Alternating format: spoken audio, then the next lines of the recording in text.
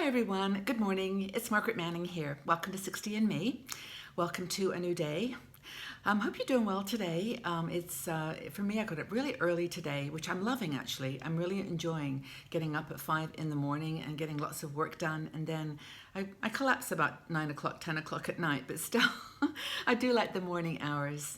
Are you an early riser? I actually used to wake up in the middle of the night and then just try to go back to sleep. And now I've just decided to get up. I used to actually have a cup of tea, which is why I'm actually having a chamomile tea this morning, because I just find it a nice soothing tea any time of the day. But I don't know if we have anyone in the audience living in Boulder, but do you remember Celestial Seasonings? I think they're probably still there, but I lived in Boulder. I went to school there, went to university, and I loved my celestial tea. Sleepy Time was one of my favorites. This isn't Sleepy Time. This is a new one, probably a variation on the theme. But anyway, I've got my Celestial Seasonings cup of tea this morning in my rainbow cup, which again reminds me of Boulder. I guess I'm going through like a lot of us, kind of memories, reflections on the past, and thinking about all the things that shaped us in our lives, and times that we've had moments of reflection and where we've had to take a step back and redefine ourselves. And gosh, by the time you get to be 60, you've done it a few times, so that we've all probably got great stories, and I'd love to hear some of them actually. But please feel free to share. And before I go any further, I do want to say that I really do love the conversations that we have on our Facebook and website. It's just great to have your comments about life and what you've learned, and you can see that it's helping other people. So don't hesitate. It's our space to just share. But anyway, I think there's moments in our lives where we actually do have to go through these kind of rebirths. And one of our bloggers, Delia Lloyd, has been writing some articles recently. Delia is, I think she lives in London, but she's a really sweet woman, and it sounds like she's been going through a rough time personally.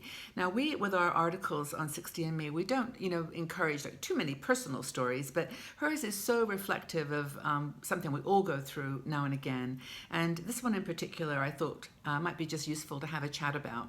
Now, she, I think, got laid off from her job. This is where the conversation started. The article's on our site. And now she's kind of healing and figuring out what's next. And talks about what she calls reinvention after 60, experiences with the butterfly theory of personal development. Butterfly theory. And what she's going through right now is this concept of being in the pupa stage. So when a butterfly goes through its transition from a worm to butterfly, it actually what do they call it, chrysalis.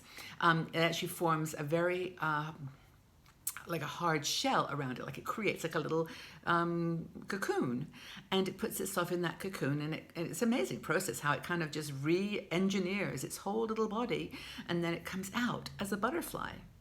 I just find that so incredible. And I'm sorry I don't know all the terminologies, but anyway, she talks about this whole thing of the chrysalis. There's two definitions. One is it is the pupa stage of a butterfly's growth. And then also in the dictionary, it says anything in the process of developing, which I think is where Delia finds herself. And basically her discussion here is, do you need to check out from people? Do you have to kind of form a cocoon around you, this little hard shell, this little protective shell, when you're going through a tough time, in order to come out a new person, to come out renewed and, kind of invigorated and maybe redesigned, reshaped. And she's of the opinion, and that this butterfly theory of personal development, that's necessary for her, that she has to go inside. She has to be a little bit aloof, stay away from people, hide herself away, create this chrysalis, this protective shell before she comes out. And of course, the idea is that you focus entirely on yourself. You're a bit selfish. You just go inside, form a protective shell, and just heal. And I think that's a really interesting way of looking at it. For her, this is all about constructing a new narrative, a new story. And she's experimenting with her creativity and with her own writing, work and all kinds of other things. But this is the time, while she's in this kind of mishmash of rediscovery and rebirth, of trying new things. but not sharing it with the world. Like not calling up a friend and saying, "Oh, guess what? Today I've discovered this, or I've decided that." It's really just that you just take this time purely for yourself. It could involve disparate activities like travel. Traveling alone, going somewhere by yourself, going away, just hiding out for a few days or weeks or longer. And maybe solo travel is a good strategy for this. And there's so many things now that you can do by yourself. I was actually looking at some articles by Road Scholar and all the wonderful programs they have where you go solo, but you're with a group when you get there, group of strangers, but you can still keep that reserved, quiet to yourself. And also, you can just get on a train and go somewhere by yourself if you're bold and brave.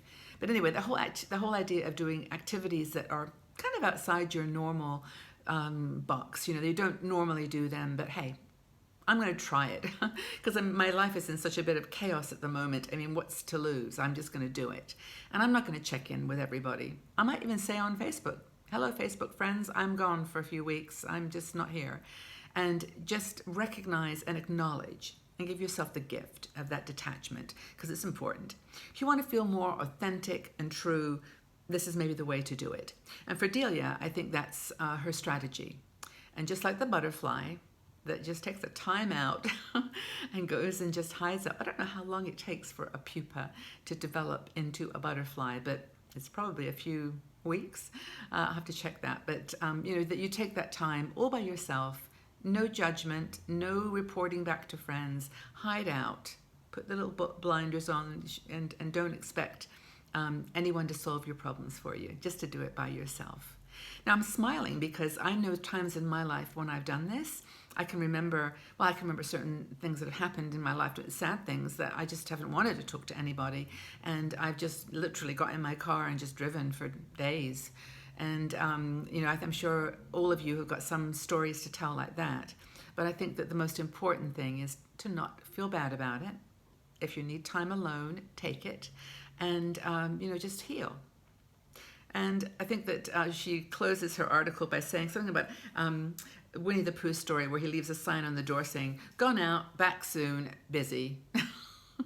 Busy, being reinvented, being redefined.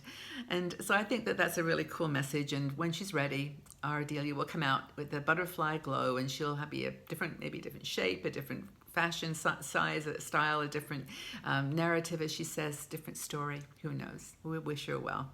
And I wish you well, all of you that are out there doing this yourselves. I know that we're not all bright and cheerful every morning, that we don't feel like talking to people, we don't feel like chatting with the world. It's okay. It really is okay. Just don't do it for too long because you can, the butterfly doesn't stay there forever, right? They come out eventually, and maybe you have to go back in again in the future. But just, treasure your time and be kind to yourself. So, have you ever had to totally reinvent yourself, lost a job or some other life change? Have you ever had to totally reinvent yourself where you decided it was a good idea to kind of take a time out?